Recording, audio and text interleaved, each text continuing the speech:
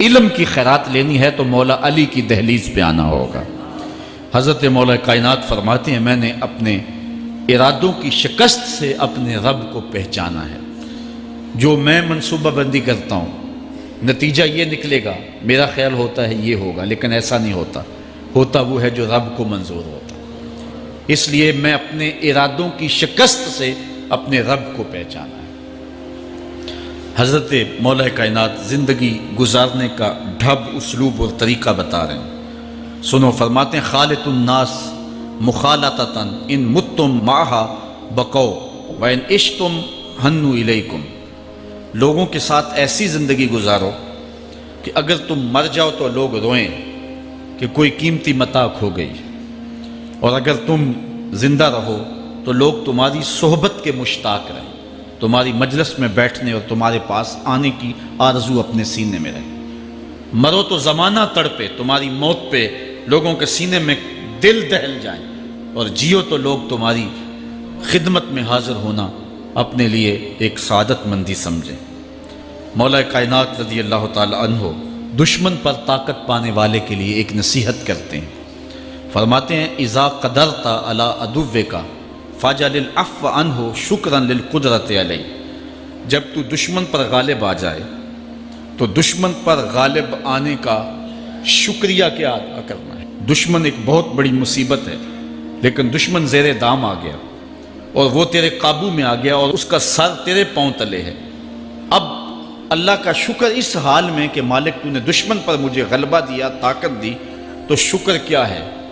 تو حضرت مولا کائنات فرماتے ہیں دشمن پر غالب آنے کا شکریہ یہ ہے کہ دشمن کو معاف کر دو۔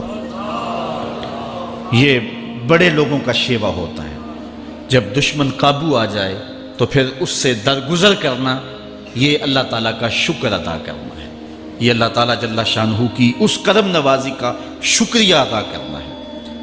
زہد کیا ہے؟ حضرت مولا کائنات رضی اللہ تعالی عنہ کا ایک 4 لفظی فرمان سنیے، اور زہد کی تعریف کتنی خوبصورتی کے ساتھ کی۔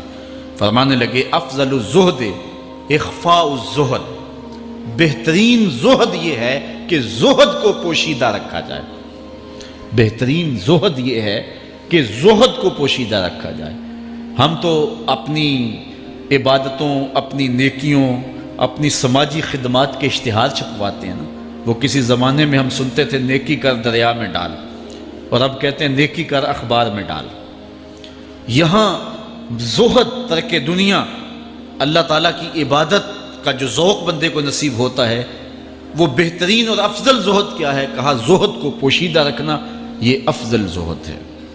حضرت مولا کائنات کا ایک اور فرمان سنیے، اشرف الغنا ترک المنا، بہترین دولت مندی کیا ہے؟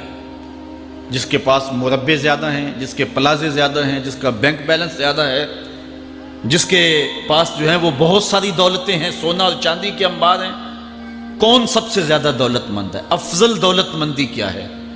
تو حضرت مولا کائنات فرماتے ہیں کہ افضل دولت مندی یہ ہے کہ آرزویں ترک کر دی جائیں، ورنہ کھرب پتی بھی بندہ ہوگا تو اس کو چین نہیں آئے گا، قرار نہیں آئے گا، حل من مزید اس کی تباہ میں ہوگا۔ چونکہ آنکھیں نہیں رجتی، پیٹ بھر جاتا ہے، آنکھیں نہیں بھرتی۔ کوزائے چشمے حریصاں پر نشد، تا صدف کانے نشد پر در نشد۔ اس لیے حضرت مولا کائنات فرماتے ہیں بہترین غنا اور دولت مندی کیا ہے کہ بندے کی آرزویں ختم ہو جائیں۔ اقبال کہتا ہے تیری دعا ہے کہ ہو میری آرزو پوری، تیری دعا ہے کہ ہو میری آرزو پوری، میری دعا ہے کہ تیری آرزو بدل جائے، میری دعا ہے کہ تیری آرزو بدل جائے۔ تو یہ بہترین غنا ہے کہ بندے کی آرزویں مختصر ہو جائے، ورنہ انسان جس حالت میں بھی ہو وہاں مطمئن نہیں ہوتا۔ کروڑ پتی ارب پتی کو دیکھتا ہے، ارب پتی کھرب پتی کو دیکھتا ہے، کھرب پتی اپنے سے آگے دیکھتا ہے۔ اس لیے جب آرزویں مختصر ہوں گی تو بندہ جس حالت پہ بھی ہوگا راضی ہوگا، اور بندہ اپنی حالت پہ راضی ہو جائے تو یہ اللہ کی رضا کا سبب ہے۔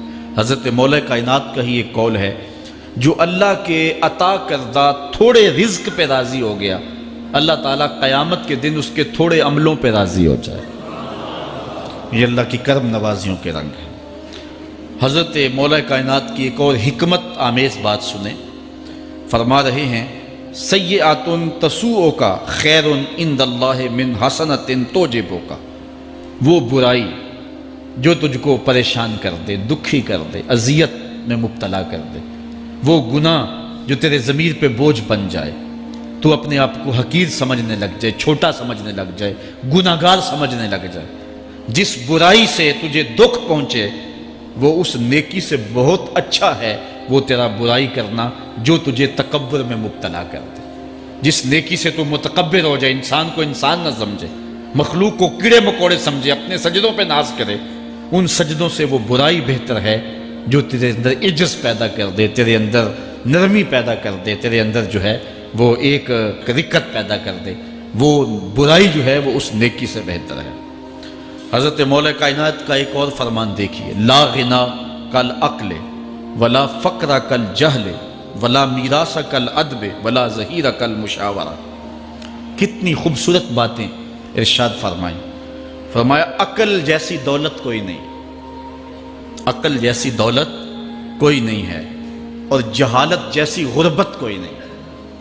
جو شخص جاہل ہے وہ کروڑوں میں بھی کھیلتا ہے تو وہ غریب ہے۔ اللہ نے عقل کا چراغ دیا ہے تو اس کے پاس دولت نہیں بھی ہے تو عقل بہت بڑی دولت ہے۔ تیسری بات، ولا میراث کل ادب، اور ادب جیسی وراثت کوئی نہیں۔